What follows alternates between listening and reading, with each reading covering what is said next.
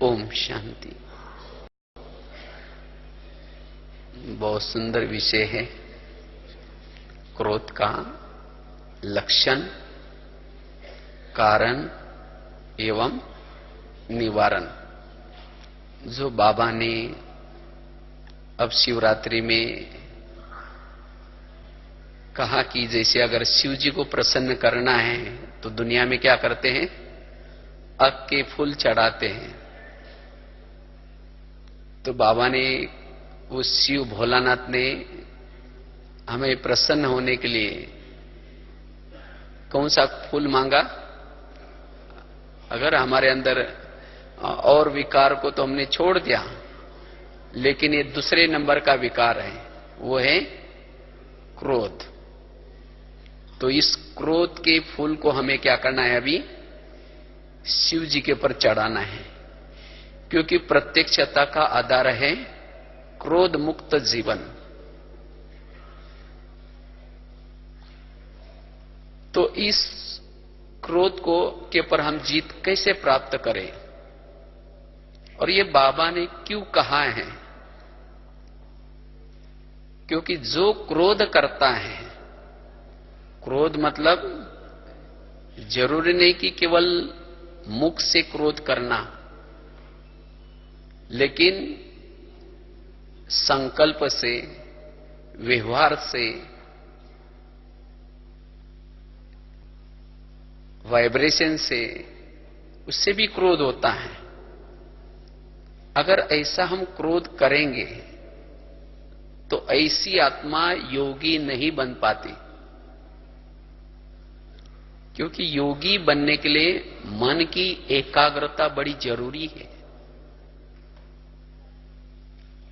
और क्रोध से मन की एकाग्रता खत्म हो जाती है। योग के लिए 4 गुणों की आवश्यकता होती है। एक है शांति, दूसरा है अंतर्मुखता, तीसरी है एकाग्रता, और चौथी है एक रस। अगर ये 4 गुण हमारे पास है, तभी हम इस दुनिया से पार, निराकारी दुनिया है, उस निराकारी दुनिया में मन और बुद्धि से जाकर के घंटों तक उस परमात्मा के गुणों का गुणगान गा कर सकते हैं, आत्मचिंतन कर सकते हैं,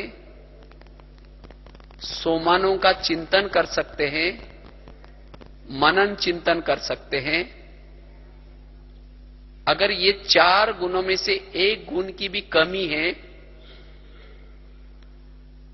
तो ना हम आत्मचिंतन कर सकते हैं, ना परमात्मा चिंतन कर सकते हैं, ना परमात्मा का गुणगान गा सकते हैं। और ये गुण क्यों नष्ट हो जाते हैं? उसका कारण है क्रोध। शांति खत्म होने का कारण है क्रोध, एकाग्रता खत्म होने का कारण है क्रोध, अंतर्मुखता खत्म होने का कारण है क्रोध। हमारी अवस्था एक रस न रहने का कारण है क्रोध।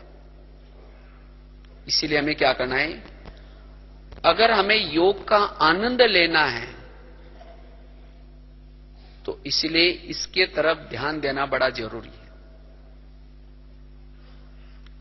और क्रोध करने से हमारे संबंध बिगड़ जाते हैं, वायुमंडल खराब हो जाता है, जिससे हमारी इंद्रियों पर संयम नहीं रहता। जो क्रोध करता है, ना उसके बोल पर संयम है, ना उसके संकल्प पे संयम है, ना उसके बुद्धि पे संयम है। कभी कभी तो हम ऐसे क्रोध में आ जाते हैं जो हाथ पांव के ऊपर भी संयम नहीं रहता। अगर हम ऐसा क्रोध करेंगे तो फिर हम बाबा की प्रत्यक्षता कैसे कर सकेंगे? और जो क्रोध करता है उसके वाणी में बल नहीं होता, ना उसके संकल्प में बल होता है। क्रोध करने वाली आत्मा खोखला बन जाती है। खोखला, भले ज्ञान के पॉइंट्स अंदर होंगे लेकिन अंदर स्वयं कमजोर महसूस करेगा। ना उसके पास सहन शक्ति है, ना उसके पास समाने की शक्ति है, ना उसके पास धैर्यता है। सभी गुण शक्तियां नष्ट हो जाती हैं। और जो क्रोध करता है, क्रोध करने से विवेक नष्ट हो जाता है। विवेक जिसको कहते हैं निर्णय शक्ति, परखने की शक्ति। और ऐसी आत्मा जिसका विवेक ही नहीं है, तो उसी समय वो कुछ भी बोलता है, कुछ भी कहता है, कैसे भी संकल्प चलाता है और जिसके परिणाम विपरीत हो जाते हैं। इसीलिए बाबा कहते बच्चे, इस दूसरे शत्रु के पर हमारा ध्यान हो। और जब हम क्रोध करते हैं, क्रोध करने से या जिसके प्रति वो क्रोध है उसको वो सम्मान नहीं देगा। जैसे रावण था विद्वान, था समझदार, लेकिन क्रोध था। लेकिन वो अपने आप को ही क्या कर समझता है, मैं सर्वोच्च हूं। वो झुकेगा नहीं, वो जिद्द करेगा। इसीलिए बाबा कहते बच्चे, क्रोध से मुक्त बनो। और जो क्रोध करता है, क्रोध करने से जब योग में बैठेंगे तो वही बातें याद आएंगी। अभी गीत सुन रहे थे ना, योगी वही है जिसका कोई दुश्मन नहीं होता। अगर जिसके प्रति आपका क्रोध है तो आंतरिक रूप से उसका योग उससे लगा हुआ है।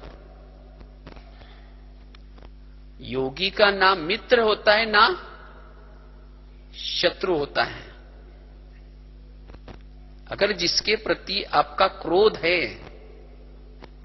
तो आंतरिक रूप से वही याद आए, वो क्या कर रहा है, वो किससे बात कर रहा है, वो कहीं मेरी बातें तो नहीं सुना रहा है।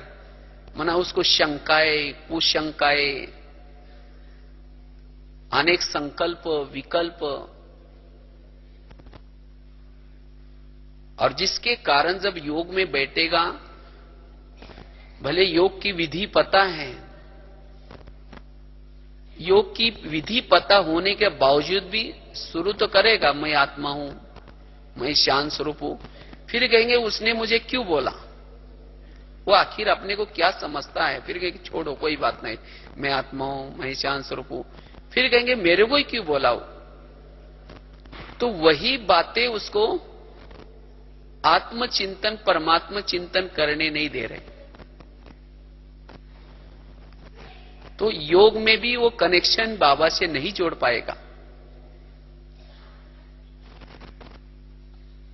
इसीलिए बाबा कहते बच्चे क्या करो, क्रोध से मुक्त रहो, अन्यथा निरंतर जो बाबा के साथ कनेक्शन जुटना चाहिए वो नहीं जुटेगा। वो शांति का अनुभव नहीं होगा।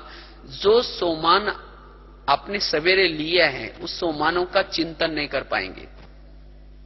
उसके बुद्धि में क्या क्यों की लाइन लगेगी। और जिसके प्रति क्रोध है उसी का ही दूसरों को वर्णन करेगा। उसने मुझे आज ऐसा बोला, उसने मेरे को ये बोला। मना जो क्रोध करेगा वो परचिंतन भी जरूर करेगा। तो इसलिए इसे मुक्त बनना है। चलो 2 मिनट अपने सोमान